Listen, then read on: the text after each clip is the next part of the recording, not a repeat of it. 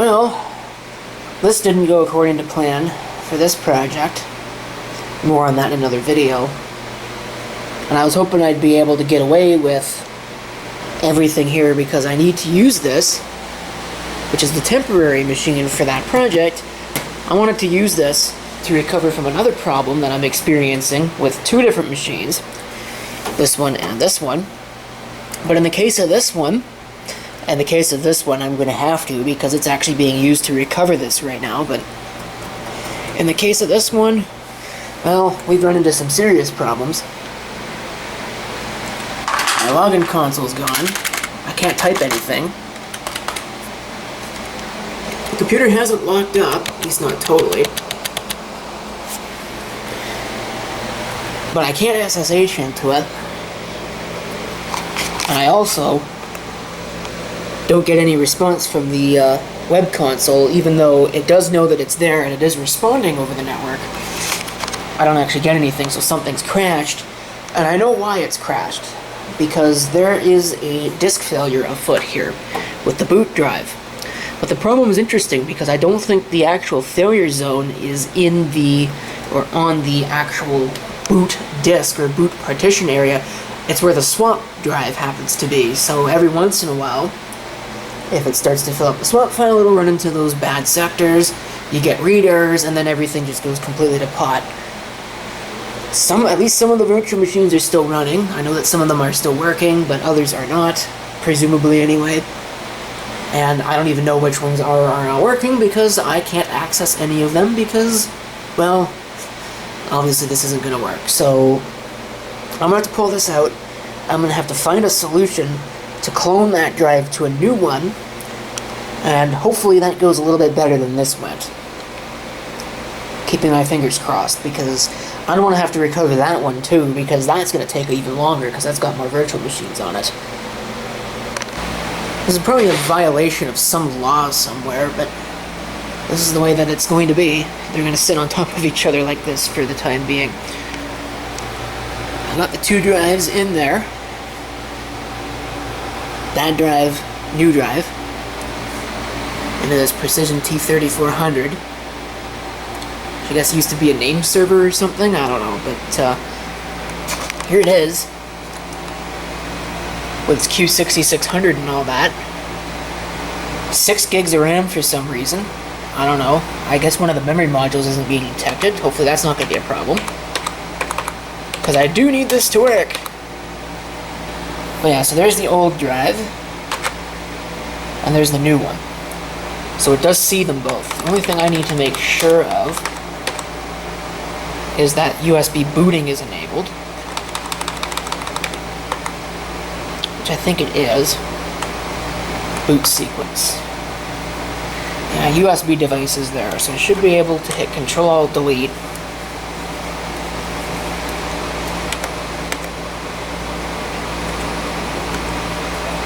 And it turned off for some reason. I don't know why.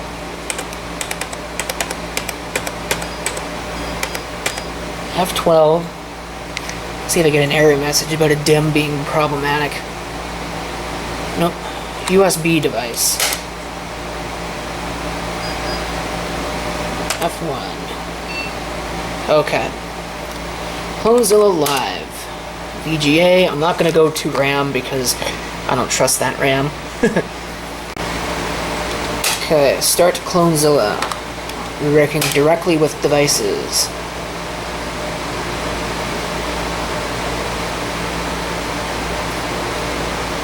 Unrecognized disk label. I don't really care. We're going to do expert mode, disk to local disk, the entire drive.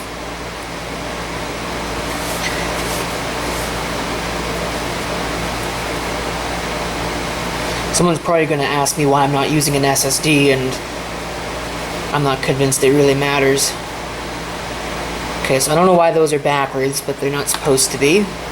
Yet, for some reason they are. JS is the old drive.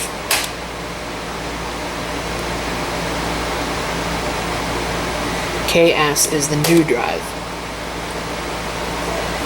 we're going to do a rescue because there are bad sectors. Hit OK. I'm not going to do any file system check. Use from the source disk. Shut down when it's done. Enter to continue.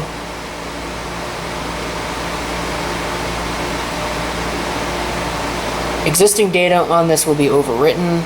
It's just the one drive. I will continue. Yes. Hopefully that everything is okay. I didn't just select the wrong disk.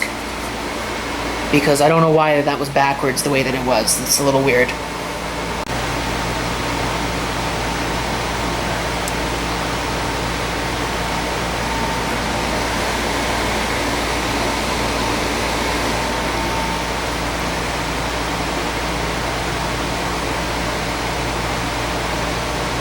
Cloned successfully.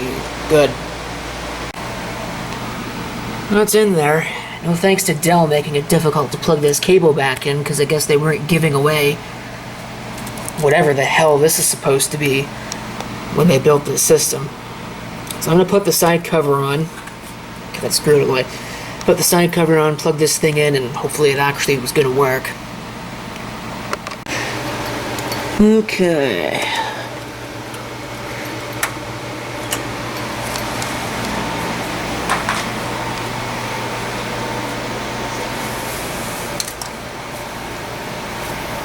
Well, I don't know why I didn't auto-pair. Hope that's not a sign of things to come.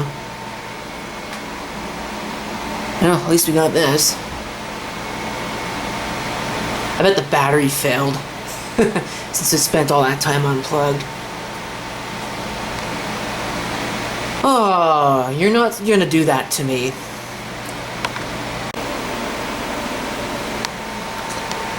It's booted. We're back on the old drive. Because I once again have found myself in a situation where Linux has branded itself L for Linuxery, or U for Unixery if you really want to piss the Linux people off, because they seem to think that their operating system's got nothing to do with Unix, which is hilarious because that's where it came from. Without Unix it wouldn't even exist. I don't know what's so difficult about cloning partitions. And again, that CloneZilla thing went through all that extra BS for really no reason. All it had to do was just clone partitions from one drive to the other. All I wanted was a straight block-to-block clone. Maybe I didn't choose the right options, I don't know. But that's ridiculous. Like, really, it's ridiculous that I'm in this situation. Nothing irritates me more. And this idea that somehow logical volume management is so much better than regular partitions, the way that civilized people have been doing it and are still doing it. You know, as if it somehow is so much better. What a bunch of lies. You've been lied to if you think that that's believable, and here's your proof. The proof is in the machine that is sitting right here, right now. That is a lie. Because it doesn't work. If it worked, I'd have been able to clone that, no problem. Simple facts. I mean, I don't know, you can argue with me all you want, but you're wrong. So, I don't know, can I SSH into this stupid device now? Okay, yeah, that works. Maybe I'll just disable swap. I don't know. I don't have another solution for now. And I'm out of time. Because this took... Like, you saw the time. It was, what?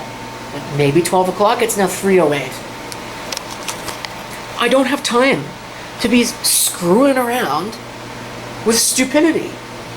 Oh, well, you could just mount it like this with a grub rescue. I don't care. I shouldn't even be there in the first place. It should have just worked. It's no wonder people still use Windows. Holy crap. I'm not saying that Windows doesn't have its problems too, because oh boy, we can go down a nice rabbit hole if we want to go that far, but never has something as simple as a disk-to-disk clone screwed up so thoroughly. And I maintain that it is a software problem. It is because this software is poorly designed by people who should know better. This is your job. This is your gig. Do it right or don't effing bother to do it at all. I'm trying to keep my voice down here because obviously I don't know what kind of, installation there is in these walls, and I'm right beside the door. So I guess the solution is going to be to install or reinstall and then restore from a config backup or something. I don't know if there's a way to do that. I'm sure there's a guide online that explains how to migrate from one system disk to the other. Probably not on like migrating from one machine to the other. Could have done that with this. Guess not. So, don't know. It's gonna run with that, and I guess every time the friggin' UI crashes, I'm gonna have to come over here and reboot it because unbelievable. Taking a look in here at our disks. Where is that drive? This is top one. This 250 that's here. Yeah, see? So we've got a problem. I don't know how I turn the swap off. I'd like to be able to turn the swap off. I suppose we could do this.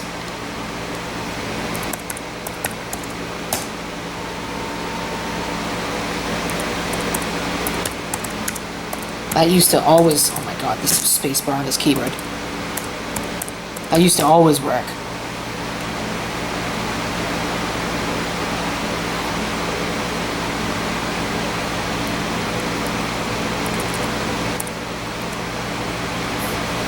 It's one way to do it, I guess. I don't know if it actually is going to work. Yeah, so swap usage is now off. I'm sure that means that one end of the system is going to ram itself right into the other. But hey, you know what? Can't be any worse than the crap that I just went through. So, I don't know, man. At the end of the day, logical volume management is dumb, and it should be banned. You should go back to partitions the way that they're designed to be. Oh, but you can run a logical volume across multiple drives. That's what RAID is. And you don't need an expensive RAID controller to do that. There's something called MD80M that exists. Linux MD. Multiple device. Guess what? It's existed for probably longer than LVM's existed. And does exactly the same thing in exactly the same way. Oh, but disk encryption. Who wants that anyway? What, are you working for the government? Come on. Get real. Ridiculous. I was doing a little bit of reading on this and how you replace a system disk, because I assume it's a common thing. Disks fail, let's face it. You know, SSDs, even SSDs fail, so all these people telling me that I should put SSDs in these things, they're just as bad, if not worse. So get off my lawn. But apparently the only way to do this is to reinstall from scratch and then just reload from a backup. All the virtual machines, even if you've got like 200 of them. How dumb is that? How dumb is that? There's ways to do it if you install with ZFS, but who the hell installs with ZFS? It's not the default. Nobody installs with ZFS. God, that's another thing that I wish would just get flung straight into the outer bands of the Kuiper belt, is friggin' ZFS that doesn't work properly. It's part of the reason why I'm having problems with this. Okay. Well, you can see there's now nothing running on this. Now what I've done is I've actually decided to run a backup of everything, because I couldn't figure out how to integrate Proxmox backup server with the actual physical host. I finally figured it out. So I went ahead and I ran that command. And that's backed up. Should be good. Whether or not it's good, I don't know, but I'm going to go ahead and I'm going to shut this thing down. Change the drive, reinstall the operating system. I'll actually go here and make sure we're on the right device, which we're not. Oh boy. Alright. There we are. Kind of hard to see that. The glare is a little annoying. It's kind of a dark day outside. We'll shut that down. It shouldn't take too long because nothing's running on it. go ahead, we'll run the terminal. I suppose I could have done the graphical because I do have the mouse, but we'll just go for the terminal. Come on, focus. What's so hard about focusing? This should hopefully not take too long. Restoring from the backup is what's going to probably be the most difficult part of this.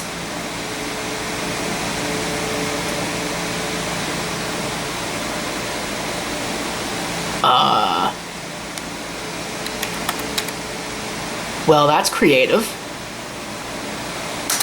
What am I supposed to...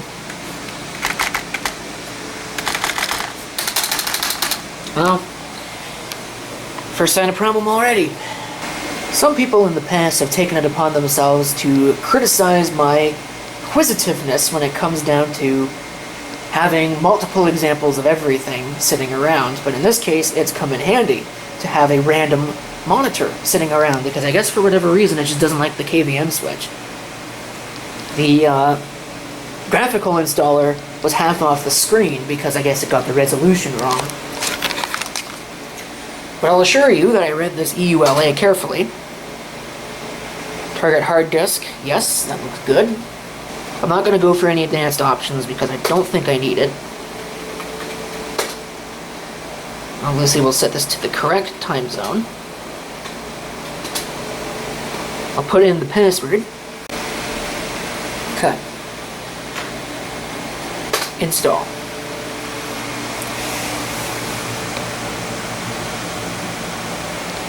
We'll let that do its thing here. Nice to see that, yet again, software not working. I don't understand what's so hard about just installing properly. Like, it's really getting kind of stupid with this. I should not, ever, have to put a disk in another system just to install. That is so dumb. Even using the text installer doesn't work. It's text mode. They've managed to screw up text mode. Impressive. Very impressive. Not. Okay, put it into this temporarily. I'm sure I'm going to run into a problem with particularly the networking. Change the monitor back as well. Hopefully it's going to work. I know I've had problems with this in the past. And I've got a feeling that it's probably installed in UEFI mode.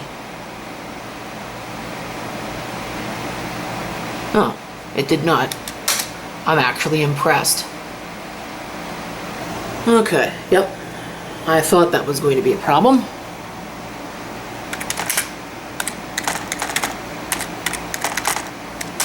I believe what I've got to do, looking at this here, is I have to create an interfaces.new file, which is what I'm going to do, from the existing interfaces. Beep yourself.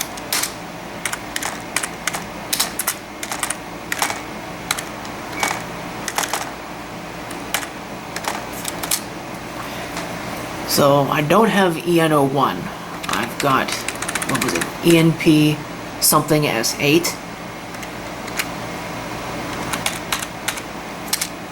EMP8 S0. I believe IF reload -A should do everything I want.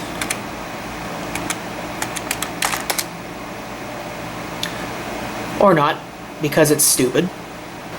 Okay, so I misread the instructions. The instructions told me that if I did changes directly to the interfaces file, I should use IF reload. Oops. So I rebooted the machine and now it seems like it's working.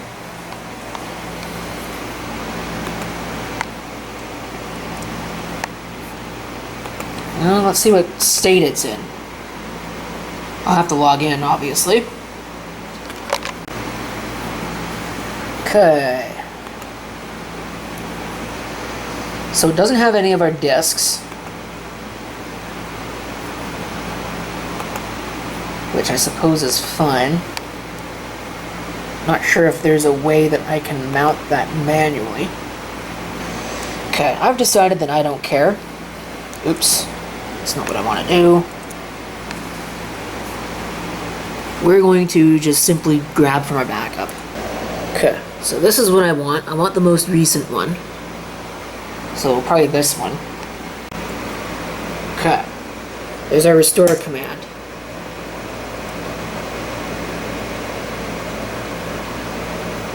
Failed to it exists? Good, it should exist. Oh wow, so apparently this process doesn't work either. They've really not thought this out at all. Really, they haven't thought about any of this.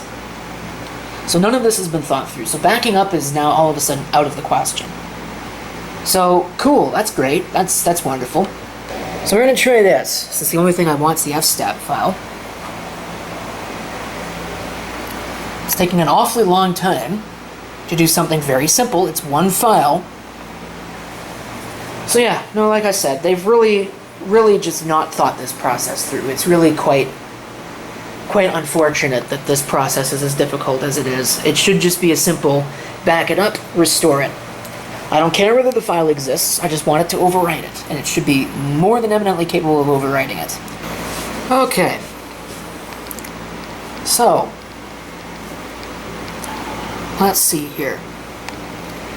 Since I've now mounted this here, I've got the file. I want to copy.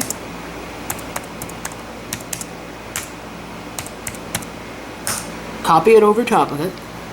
I'll just make sure that the fstab is correct, which of course it's not. Okay, forget it. This is clearly dumb and doesn't work. Reboot the whole damn machine. I'm going to start it from scratch because backups don't work. Clearly, backups don't work. So this is now a non-option to use this. And we're going to have to forcibly just restart from scratch because apparently it's too dumb to actually know how backups work. Cool. So that's nice to know. So now we're creating file systems from scratch because, again, it bears repeating that nobody ever thought this process through. That's why it's using these dumb systemd mounts. Stupid. Just do things the normal way. Not hard. So now I gotta make this all from scratch again. Of course, the good news is that actually will allow me to redo my numbering, which I'd already done on this.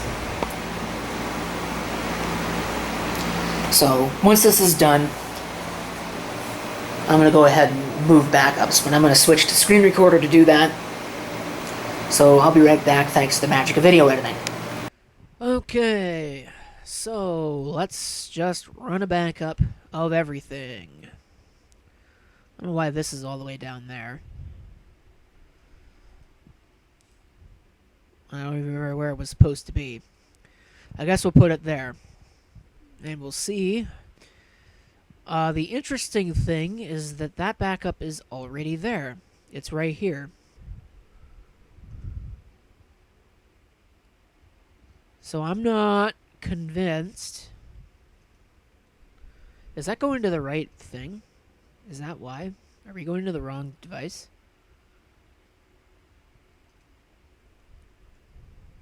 Kind of wonder about that.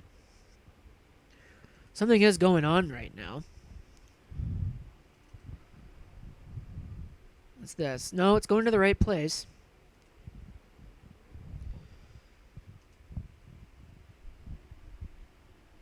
I'm going to delete this. I don't need this. Because it didn't work anyway.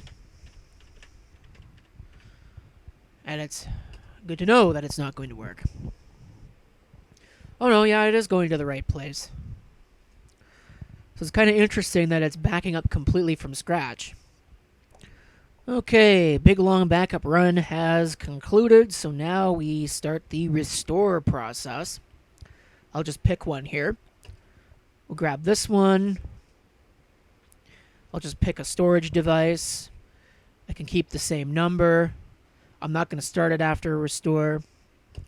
And we'll run restore. And then we'll shut down the old one and start this new one. Alright, task okay. So we'll close that. We'll come back over to this. And I'm going to make sure that it's set to start on boot. We'll come to the old server, which will probably want me to re-sign in again.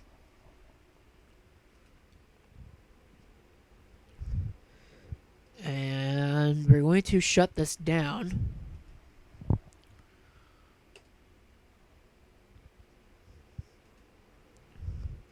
I'm going to edit this so that it does not start on boot.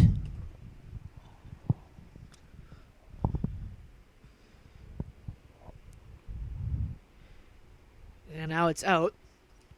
So I can come, well, not to that machine, to this one. And I can start it.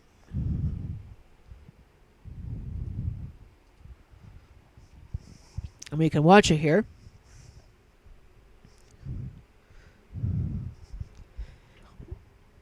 And it should just boot. I shouldn't have any problems with well,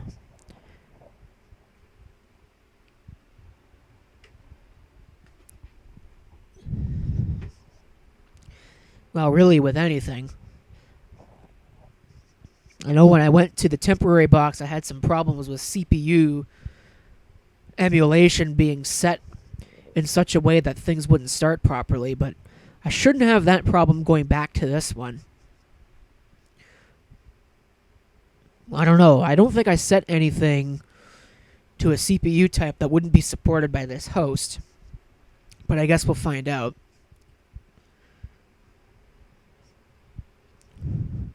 But yeah, so there's a transfer of one.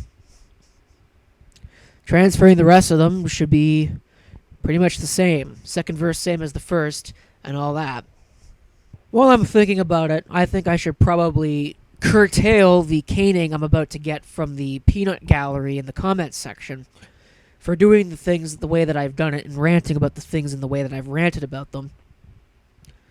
The simple fact of the matter is, U for Unixery does not fill me with patience and confidence. What do I mean by that? Well, I mean it's very simple. When I back something up, I expect to be able to restore it without jumping through hoops. The way that you mount things properly on Linux is using the fstab file. None of these dumb systemd file things. And yes, before somebody points out, I'm well aware that there are reasons, and there are valid reasons, for mounting things via systemd, because it means that you can, in theory at least, execute some other action or halt boot or whatever if your mounts happen to not be there. Yes, I'm aware that that's a valuable thing to have, but guess what? On the last one of these that I did, I had a mount that failed to mount, and it still booted and still worked anyway. And it just broke everything anyway, so it didn't seem to make any difference. I'm aware that there's probably some QM restore command or something, QM rescan, I don't know. There's probably some similar command that can be used to recover from that a lot easier and get my mount points put back where they belong. Its undocumented functionality does not show up in any of the recovery tutorials that I have seen, which is ridiculous. But above all else, I made a backup of the system. I expect to be able to restore that, come hell or high water. I don't want to have to screw around with booting to a rescue disk, mounting it, using the rescue disk, and then restoring offline. That's so stupid. Linux has, for its entire existence, been able to replace binaries out from underneath running processes. Do it. There's no excuse for that not to work. So, I stand by my assessment that the Proxmox VE folks have given exactly zero thought into what happens when your boot drive fails. I guess the solution is to just blow everything away and start again. That seems to be what a lot of people online say, is just blow everything away and restore from backups, which is what I'm doing now. But that's very time consuming when Proxmox backup server has got the ability to back up a host, but apparently there's no way to restore it in an easy manner. Again, it's U for Unixery crap. And it's too bad because this software is so much better than trying to use VirtualBox.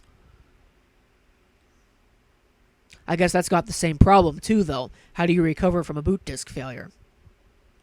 I don't know.